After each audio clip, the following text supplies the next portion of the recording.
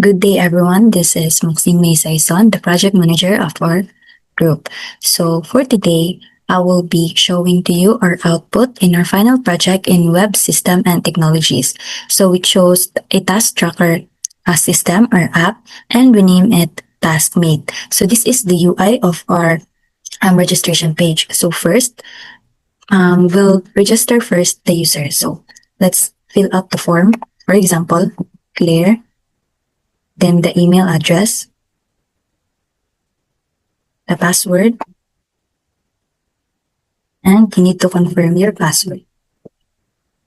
After filling out the form, you can now click Create Account. You can also sign in if you have already your account. Okay, since it says registration successfully, so let us now log in the credentials of the user. Claire@gmail.com, then input password. Okay, login successful.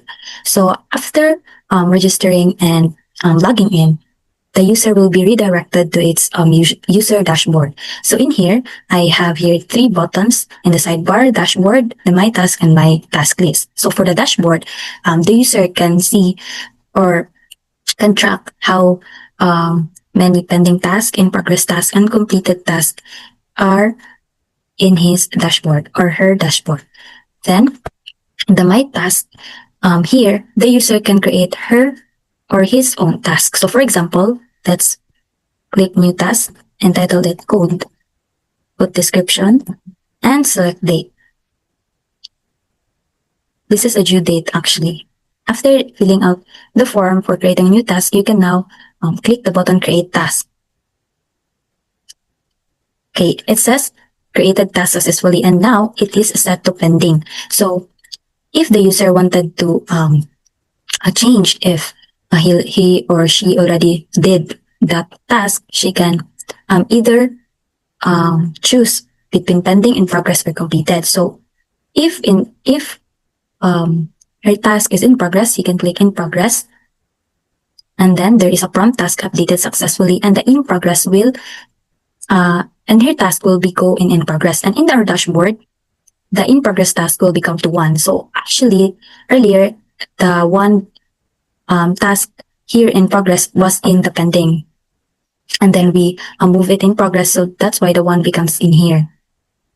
Then if we wanted to set it, or if the user completed the task, he can select completed.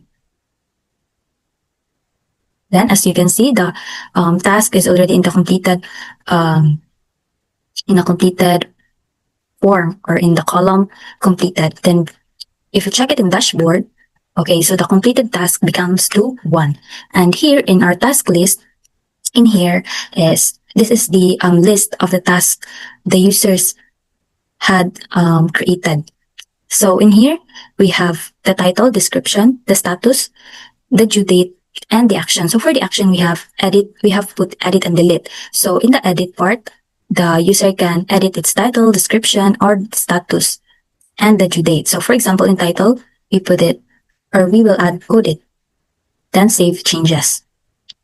As you can see, the prompt task updated successfully and the title becomes coded. So that is the overall dashboard for the user. So if we wanted also to delete the task, we can click the delete, and there's a prompt saying, are you sure you want to delete this task, for a validation if the user really wanted to delete the task. Then task deleted successfully, and if we will see it here in the dashboard, so there is no either pending, in progress, or completed task because it is already deleted. So that will be all for the users, dashboards, and UI. So let's proceed to the admin. So after logging out, I have already set a default username and password for the admin. So the default email is admin@gmail.com. Then the password, after filling out the sign in form, let us now click sign in button. Then, as you can see, the prompt login successful. So, after logging in, the admin is now redirected to the login dashboard. So, in here also in the admin's page, we have here three buttons in the sidebar, actually four, including the logout.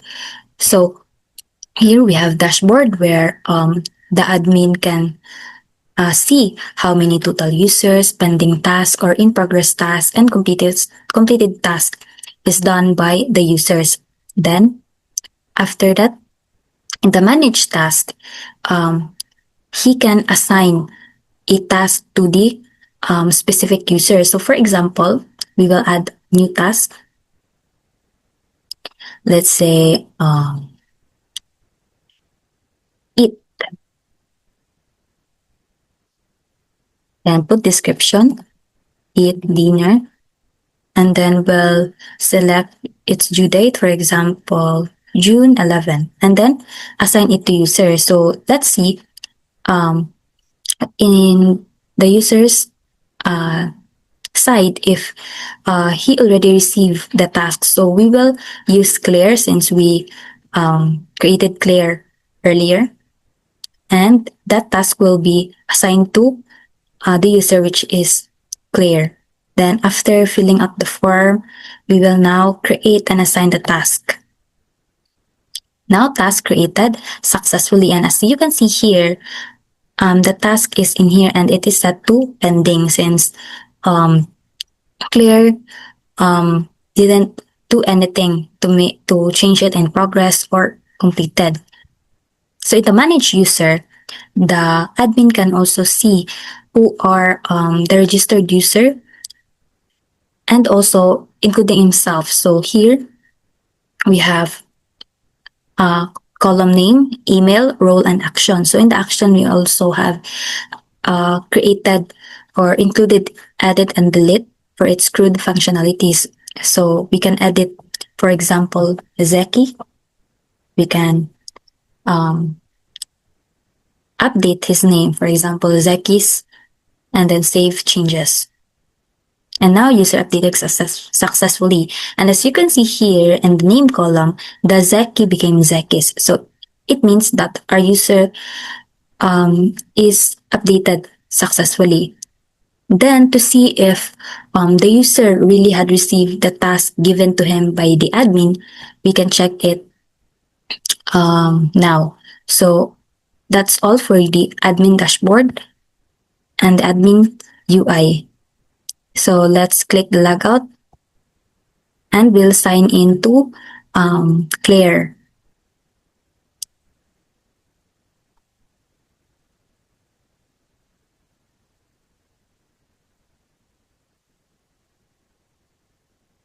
Again successfully. So here, since the admin assigned task to Claire, we can now see here in his dashboard overview one pending task. So we can see it here that he has this pending task. So if Claire wanted to do the task, then he can set it into progress. Then, as you can see, the pending task became in progress, or if you wanted to complete it, you can also set it into complete. That here, so in the dashboard, it's also completed task. And in a task list, here is the assigned task. So let's see if in the admin's side, the task that he assigned to, or he or she assigned to Claire is set to completed. We can check it right away.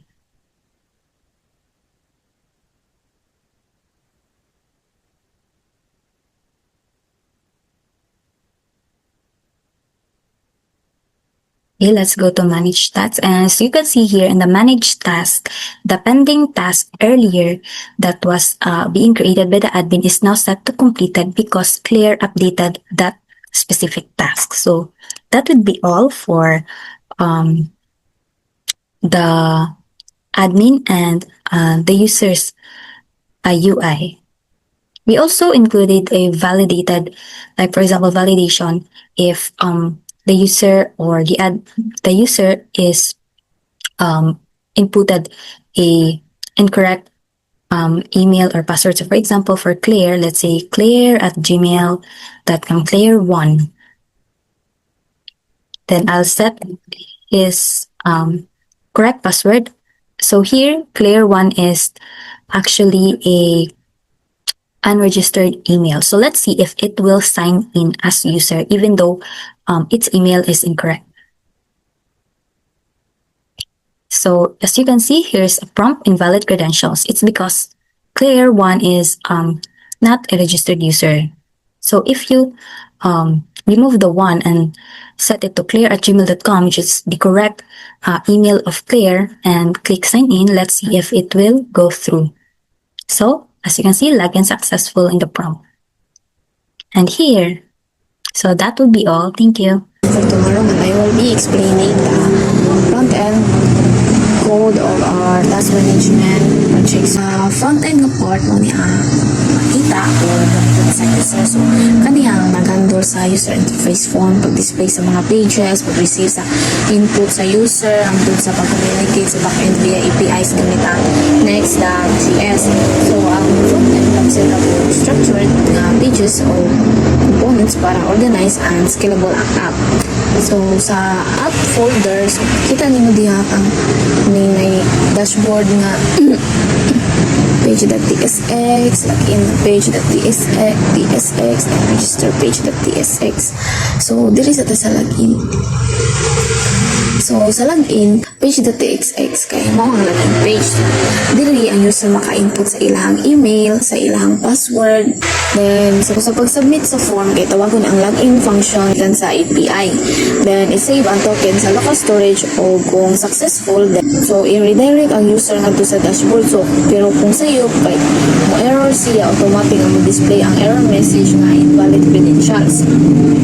And dili na put sa register page na TSX. So, kay same ra o flow nga user input sa ilang names, email, password o password confirmation. Then if kanang dili mao ilang mga input, so nasa mga error na giset po diri. So if wala gikuan ang name, so name is required. So diri sa handles the submission, so i-validate ang input, then tawagon ang register nga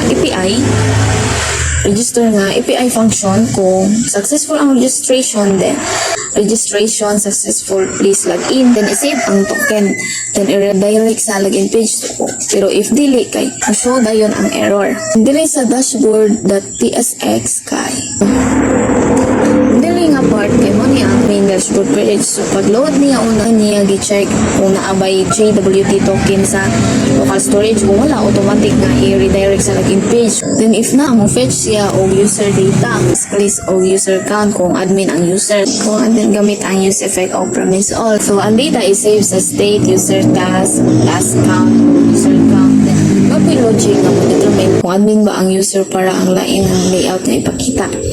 Gamit ang admin view o user view states para ma-switch sa different sections sa dashboard. Depende sa role. So, the important data pass as props to the components sama sa admin dashboard, user dashboard, o manage users. Sa component ng folder, din na makita ang reusable nga UI components. Ang admin dashboard.tsx kay para sa mga admin, din makita sa admin ang task list. Then, napod siya option kung mag-create ba siya lain nga task, mag-update ba siya lain nga task, o mag-delete ba siya o lain nga task. May user dashboard.tsx kay for the regular users, then this component kay receives a plot sa mga task like task change, task count, o display mode. So, ang display mode kay mag-determine kung column view ba or table view. Ay modal para mag-create of task. Then, apoy modal para mag-delete o update sa task. Apoy modal para mag-edit.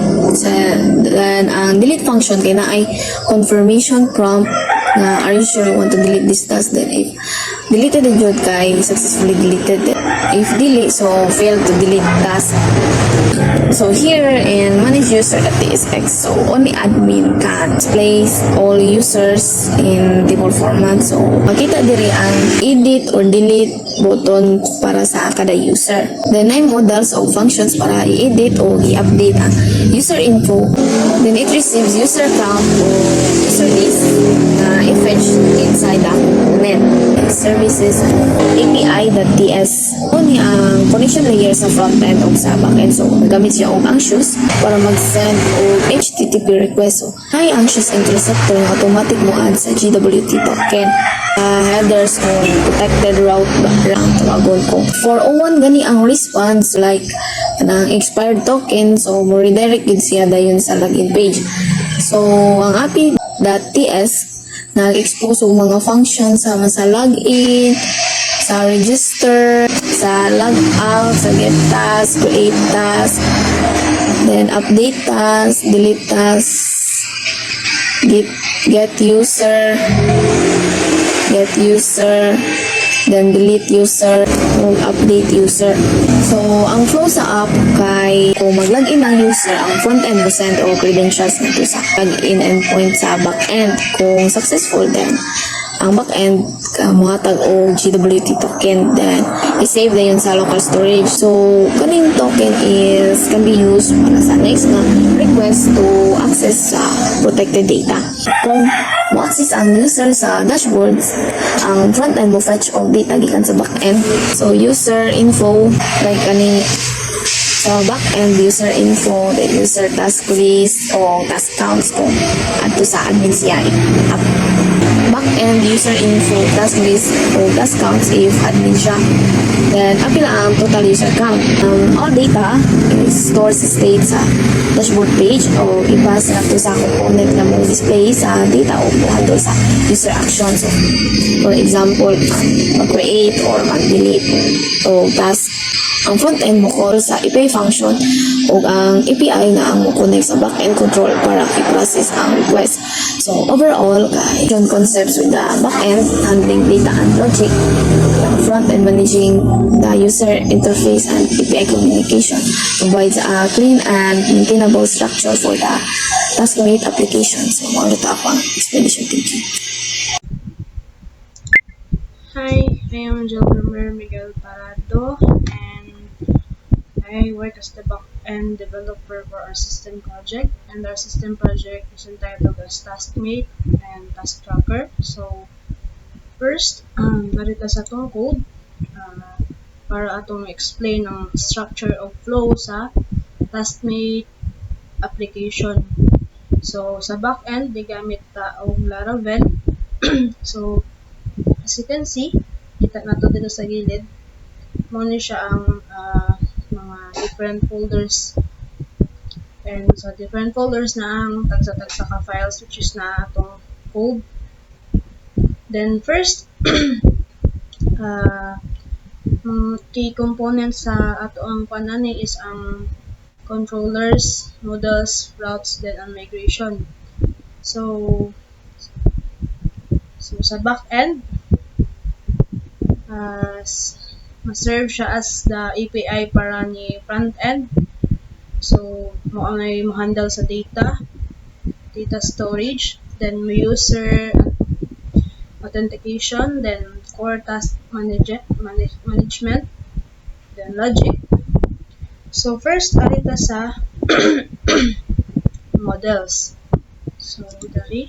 So, as you can see, makita na to ang kaning duha ka files, which is ang code. So, first na to is kaning user.php. So, as you can see sa code, kaning code is nagrepresent sa users sa application. So, it includes attributes like name, email, password, and role. So,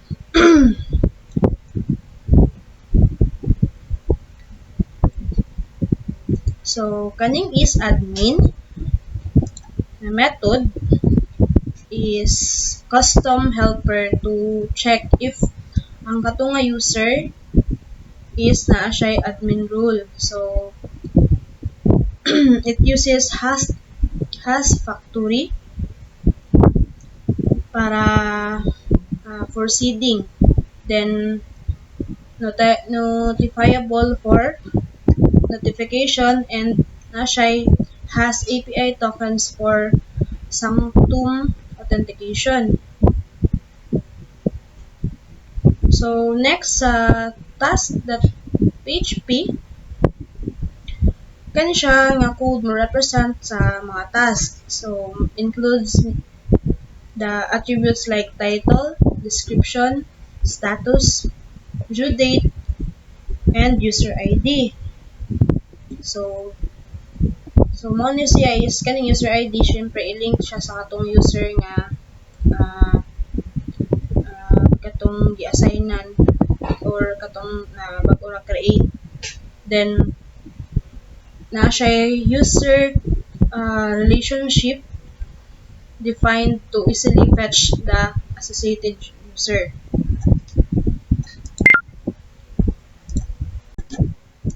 So next, alit pa sa controllers.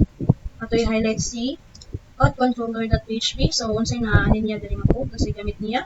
Kani siya is handles sa user authentication including the registration, login, and logout. So the user method is used to fetch the currently authenticated user details. So ang flow ani niya, once ma-receive ang registration login request gikan sa frontend, si outController.php mo validate sa credentials, interact with the user model.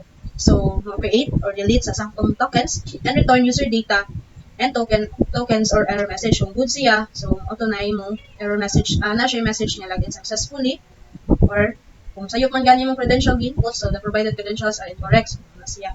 Then next, sa user controller PHP, kung sa'y gamit niya, manage user-related operation, primarily sa katong admin dashboard. So, fetches all users and the total user count. So, it returns a JSON response containing both the list of user and the user count. This is used by the admin dashboard's manage user section. So, update. Sa kaning index na ganiha. So, sa update, so handles updating user details sa name, email, role, includes authorization checks to ensure only admins can update users and prevent accidental changes to other admin rules. So, next is kaning destroy. Say gamit niya. So mo handles kumbaga destroy pasabot delete. Handles deleting user includes a check to prevent the admin user from being deleted. So ang flow niya, so once ma-receive niya ang request sa front end, mostly katong admin, so iyang i-perform ang actions on the user model, applies validation and authorization, and returns appropriate JSON response. So next, sa task controller, kasi naani niya. So dire mo na mo manage sa task related operation. Mo tong gikon as root. So create, read, update, and delete. So arita sa index. So sa kaninga code, fetches task. Crucially, it filters tasks based on the user rules. So admins see all tasks, while regular users only see the task where their user ID matches the task user ID. Then it also calculates and returns task counts sa pending or in progress and completed based on the filtered task.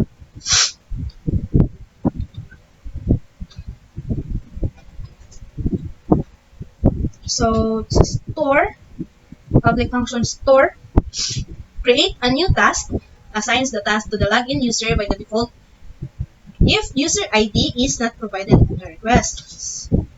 So, public function show fetches a specific task, includes authorization to ensure users can only view tasks that they are authorized to see, either their own or if they are the admin. So, next, update. Update an existing task includes gihapon siya authorization to ensure users can only update tasks they are authorized to modify. So, destroy, delete a task. So, includes gihapon siya authorization para ang users, katurang si users is makadelete sa iyahang katong given nga task. So, need gihapon sila og authorization para ma-delete katong nga task. So, ang flow ani, so once ma-receive niya ang task-related request sa gikan from the front end, so ma-interact siya with the task models applies filtering, validation, and authorization. Then, after anak, returns siya og JSON response with task data or status. So, either katong delete na siya. So, mao na siya ang about sa controllers. So, lastly, arita sa routes. So, routes API.php. So, kani diri nga part. So, defines the API endpoints that the front end interacts with. So, public routes, kani may register and login, are defined using route nga post. So, protected routes, ni i-group siya using the route middleware auth sanctum. So, kani siya is, as you can see, mo na siya API resource sa atong task controller. Mo ni gahandle sa get, post, put, or delete. Ito ang CRUD operation. Mo ni siya ang resource sa atong API. So, kaning task routes API resource is Laravel features niya automatically create a REST full routes for CRUD operation for the task controller. So, kani siya nga code. Mo ni ato ang dili to mo kan mo gana katong task controller nato ganiha if wala ni siya diri. Kung wala siya wala tay API sa ato ang sa CRUD operation. So database na to dara kani sa create users. So kani siya nga kwan is contains files that define the table structure. So you create users table.php with columns like name, email, and password and ang atong role. Kaniha. So database /seeders/admin user.php seeders diri kani. So a seeder class gigamit siya to create an initial admin user in the database when the database is seeded. So mao ni ang important nga gamit sa code kaning seeder. So that's all. It's my contribution as the backend developer for our system. Thank you.